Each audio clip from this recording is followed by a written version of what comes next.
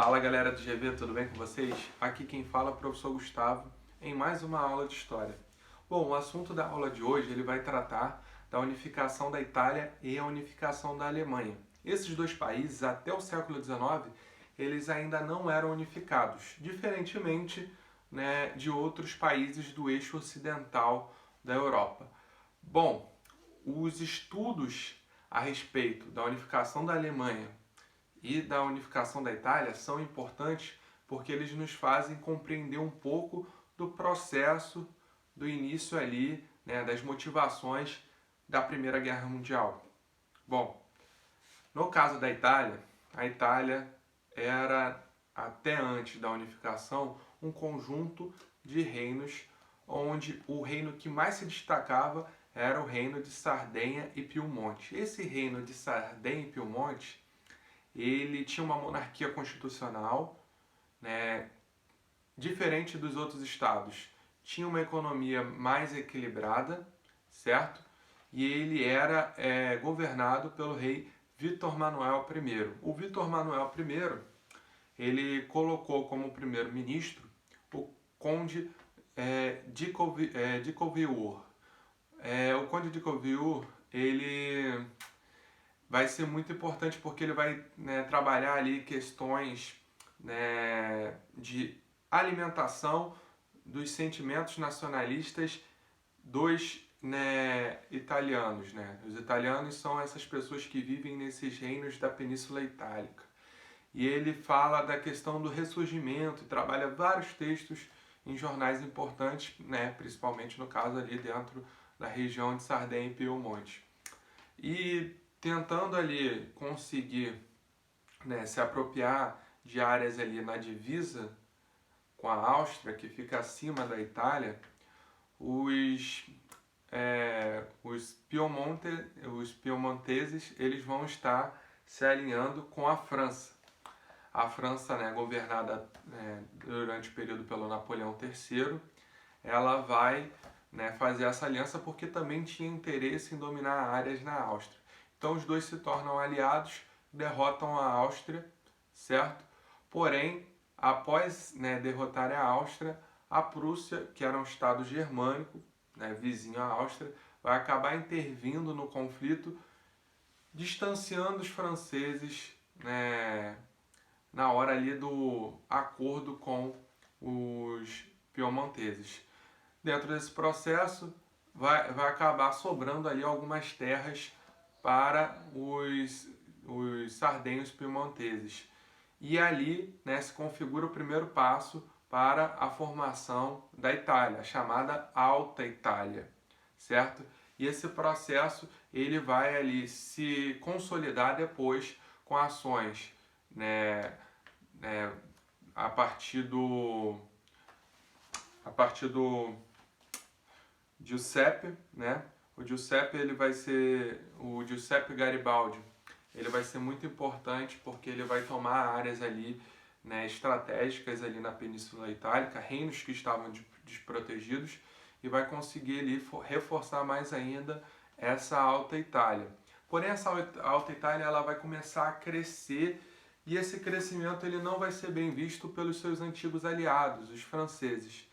E os franceses vão pensar em intervir na Alta Itália. Porém, essa intervenção ela não consegue se consolidar devido a um outro conflito que acontece nesse mesmo contexto, que vai ser justamente a Guerra Austro-Prussiana. A Guerra Austro-Prussiana vai ali, de certa forma, causar um medo nos franceses por uma intervenção dos prussianos, que eram germânicos, no território francês.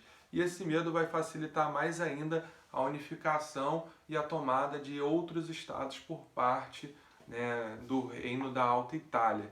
E assim a Itália ela consegue consolidar ali o seu domínio e conseguir se tornar um reino só. Então as ações do Conde Camilo, juntamente com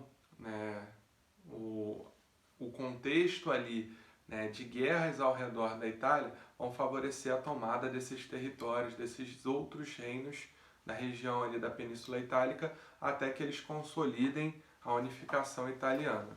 Bom, por outro lado, eu citei várias vezes a Prússia. A Prússia, ela vai ser ali a peça-chave para a unificação da Alemanha. Bom, do lado, né, da Alemanha, do local onde vai se tornar a Alemanha, antes da sua unificação existiam mais ou menos 37 estados.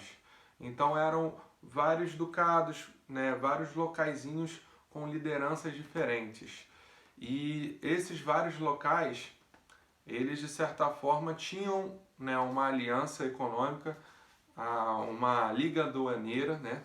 E essa liga aduaneira era o único ponto ali de aproximação desses países durante ali, né, boa parte do início, né, da virada, melhor dizendo, da primeira metade do século XIX para a segunda metade do século XIX. Porém, né, já existiam alguns estados ali que tinham um certo protagonismo. Dentro desses estados nós temos o estado da Áustria, que era um estado germânico, e a Prússia, certo? Esses dois eram as principais lideranças dessa liga aduaneira e tinham as economias mais fortes dentro dessa liga aduaneira. E os prussianos, à medida que eles, né, vinham crescendo, eles vinham também causando ali um certo frisson, não só na Áustria como na França. Então já existia aquele acompanhamento.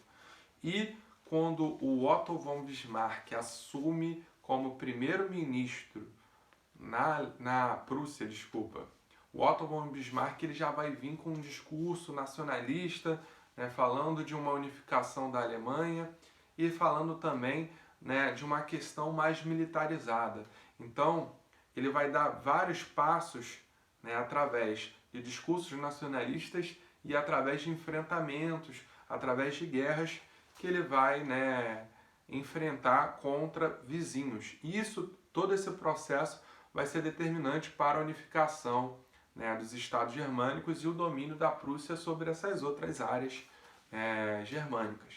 Bom, então com o Otto von Bismarck no poder, ele logo de cara vai fazer esse tipo de discurso e não vai demorar muito, ele vai implementar uma guerra contra a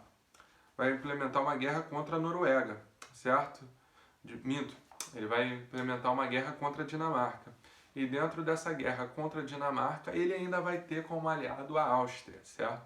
Os dois vão derrotar rapidamente a Dinamarca e vão conseguir ali dominar algumas regiões estratégicas, né, na região de fronteira com a Dinamarca. Após derrotar a Dinamarca, aí é que entra o problema, certo? Porque se antes a Áustria tinha uma pequena aliança com os prussianos, a Áustria não vai ver com bons olhos as ações de dominação dos prussianos após a dominação da Dinamarca. Então, os austríacos vão declarar guerra à Prússia, né, e a partir disso vai haver um conflito chamado Guerra, né, austro-prussiana, certo? E dentro dessa guerra austro-prussiana nós temos ali a interferência naquele conflito com a questão da Itália. A Itália se aproveita do medo da França e consegue se consolidar enquanto Estado unificado. E a Prússia, né, consegue derrotar a Áustria, e após derrotar a Áustria, a Prússia ela consegue aumentar mais ainda a sua influência sobre os outros estados. Porque lembrando, quem eram os protagonistas dentro dos estados germânicos? A Prússia e a Áustria. Agora a Prússia estava meio que isolada dentro do seu protagonismo, certo? E dentro desse protagonismo isolado, a Prússia ela vai conclamar esses outros estados a entrarem em guerra contra a França, já que a França, né, não estava vendo ali com bons olhos, né, a influência da Prússia nas regiões ali, né, do território francês de Alsácia e Lourenço. E, né, por questões culturais, os prussianos, né, começaram a, né, ter um contato com aquela região, e os franceses, chefiados por Napoleão III, não vão achar legal, né, a ação dos prussianos. E a partir disso acontece um conflito agora entre a França e a Prússia. E a Prússia ela vai, né, dentro daquele discurso nacionalista do Otto von Bismarck, vai conseguir unificar todos os estados germânicos em prol da causa prussiana. A Prússia consegue derrotar a França, consegue tomar esses dois territórios e após a vitória prussiana, o Otto von Bismarck ele vai conseguir consolidar a unificação, né, da Alemanha. Então a Prússia ela é esse estado que, né, através da liderança do Otto von Bismarck, consegue unificar, né, os outros estados germânicos. E após a consolidação da unificação da Alemanha, o Otto von Bismarck ele de certa forma vai contribuir para a inauguração do Segundo Reich, que é o Segundo Império Germânico. No caso do Segundo Império, por quê? Porque é uma unificação de vários povoados, certo? Eu já trabalhei esse conceito com vocês, o conceito de império, certo? Então, espero que vocês tenham entendido, né, essa questão da unificação da Itália e a unificação da Alemanha. E o detalhe é que esses dois países, eles se tornam, né, países unificados já ali no final do século XIX. E muita coisa tinha acontecido em termos de política imperialista por parte de outros países. A Inglaterra, a França já tinham tomado conta de várias áreas na África e na Ásia, assim como também outros países europeus. Isso, né, vai causar uma repulsa muito grande nos italianos e nos germânicos, já que eles também tinham interesse em expandir a sua influência para outras áreas, porque a Alemanha já era uma realidade na questão industrial e a Itália já vinha caminhando também para um fortalecimento do seu parque industrial e da sua economia capitalista.